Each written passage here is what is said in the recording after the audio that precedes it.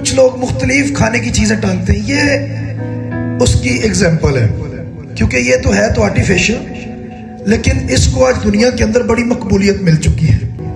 इसको क्यों सजाया जाता है? ये बाइबल का ये कोई भी ऐसा हवाला नहीं हमें मिलता कि जो इसको सजाने के लिए कहता है, लेकिन ये क्यों इसका आगाज किया गया और इसके ऊपर बंदरों को चढ़ते हुए बड़ी दिक्कत होती है, और इसको इसलिए मंकी पजल ट्री भी बोला गया है कि वो बड़ी मुश्किल होती है उनको चढ़ने में, वो नहीं चढ़ते इस दरख्त के ऊपर। और इसकी जो बेसिक, जो बाइबल के मुताबिक इस दरख्त की जो जिंदगी है वो तकरीबन 150 साल से भी ज्यादा है, 150 साल से भी ये लंबी जिंदगी गुजारता है।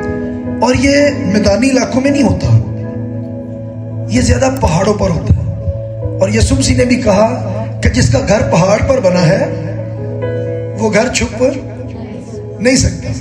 ये दरख्त पहाड़ों पर होता है, इसलिए इसको घरों के अंदर जो प्लांटिंग की जाती है, और इस दरख्त की जो प्लांटिंग गमलों में भी है, लेकिन वो फिर उसी कद के रहते हैं। जो जहां पर लगा है उसकी जिंदगी फिर वैसी बन जाती है।